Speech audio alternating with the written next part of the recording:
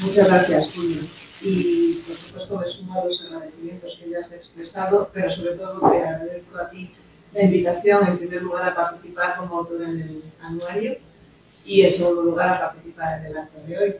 Como decía antes Ignacio Monedero, quizá es una muestra de que, no sé si es espíritu joven en aceptar participar en una obra de estas, pero la verdad es que Julio ha aceptado durante 8 años seguidos colaborar en el anuario que dirijo yo, así que no me podía negar. Pero de todas maneras estoy muy agradecida por estar aquí y muy agradecida a todo el público que ha llenado esta sala, que verdaderamente nos está dando su atención. El artículo que yo aporté al anuario tiene su origen en una mesa redonda a la que tuve ocasión de participar el verano pasado y me invitaron y me dijeron: el tema es el interrogatorio de testigos en el arbitraje internacional. Y pues bueno,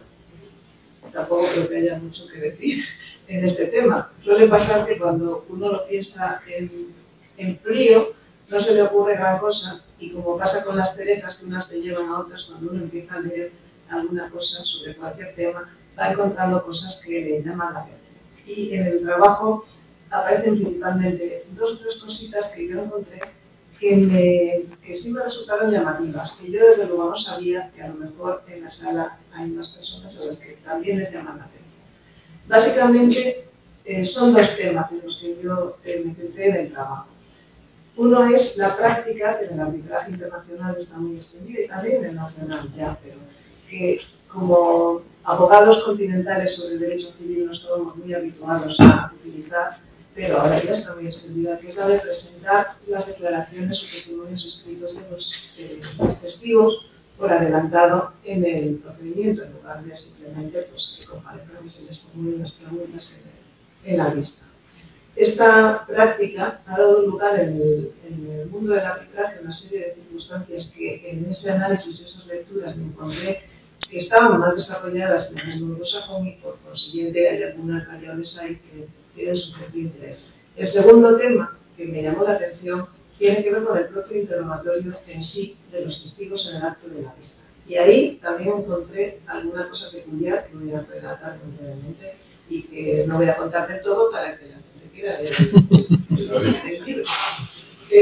Ya en las directrices de la IVA sobre representación de parte en el arbitraje internacional, que se aprobaron en 2013, se dice que muchos practicantes de arbitraje internacional desean estándares más transparentes y predecibles de conducta en las relaciones con los testigos y peritos a efectos de promover el principio de trato equitativo entre las partes. Prácticas divergentes entre jurisdicciones pueden crear inequidad y amenazar la integridad del proceso arbitral, y termina recomendando que si el representante de una parte considera que él o ella se encuentra sujeto a un estándar más alto que el estándar de otros del procedimiento, lo deben consultar con la otra parte y con el tribunal arbitral. Bueno, esto probablemente casi nunca se hace. Y volviendo ya a los 2 temas que anunciaba, el primero, el de los testimonios escritos, a su vez tenía como 2 variables. Una era hasta qué punto el testimonio puede ser manufacturado con intervención de los abogados de la parte que propone ese testigo, y qué efectos tiene eso de que parezca que en vez de testigos todo lo ha escrito el abogado para soportar sus argumentos. Parece que a Julio alguna vez le ha parecido eso. A todos nos ha pasado. En el entorno del derecho del common law hay curiosamente una serie de precedentes bastante detallados y de directrices de algunos organismos, por ejemplo, que dan reglas de conducta a los barristers, donde se les dan pautas bastante concretas sobre hasta dónde puede llegar el coaching del testigo, incluso en el ámbito penal. Es decir, hay precedentes en el common law que tratan de situaciones de jurisdicción penal, donde se explicita claramente que el abogado puede dar indicaciones al testigo sobre lo que se va a encontrar allí, cómo hablar, cómo responder, más breve, menos breve, mirar los documentos que se le exijan, etc., pero no puede incidir sobre lo que es el testimonio del testigo y en cuanto al contenido.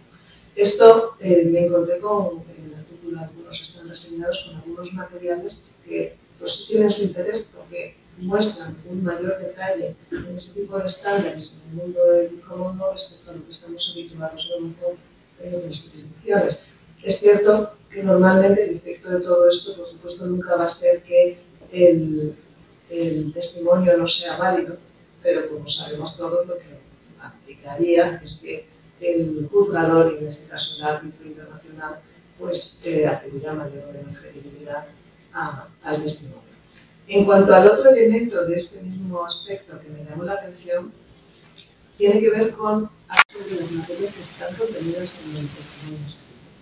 Y hay veces que se puede dar lugar, porque obviamente cuando se produce la audiencia ya ha habido más interacciones, han aparecido temas en la contestación, en la demanda, luego en la réplica, lo que sea, y el tribunal quiere escuchar lo que ese testigo pueda tener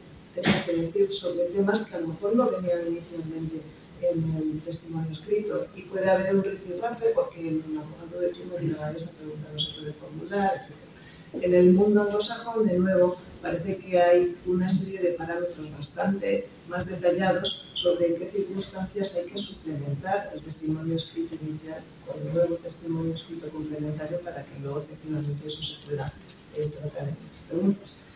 En el último de los temas que enuncié al principio, que es el propio desarrollo del interrogatorio, me encontré también con una cosa que esta sí me pareció pintoresca y que confieso que la desconocía totalmente hasta que apareció en esta búsqueda del año pasado. Y es un precedente clásico del derecho inglés, que es el caso Brown versus Dunn, de 1893, casi coetáneo con Marine, que consiste en que cuando se interroga a un testigo y el testigo dice cosas que no son coherentes con lo que aparece en el resto de la prueba, en otras declaraciones, etc.,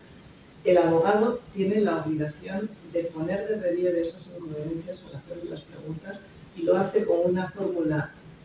ya establecida que consiste en decir I put it to you that, lo que sea. Es decir, le hago notar que está diciendo usted esto, etc. Todo el tiempo le hace notar las incoherencias, y según dice la doctrina de Common Law, esto es una regla básica de fair play y de equidad procesal para que el testigo tenga la posibilidad de analizar lo que ha dicho o rectificar, o de ser consciente de que hay una incoherencia, y también que se les indique que va a haber inferencias de eso en los argumentos de esa parte, y por consiguiente en los argumentos que el juzgador o el árbitro en este caso puede utilizar. La consecuencia es bastante drástica, porque es que si no se respeta eso y no se puede, luego el abogado no lo puede utilizar. Por supuesto, en ese entorno, el problema natural, la práctica es que los abogados por defecto dicen las preguntas diciendo I put it to you todo el tiempo.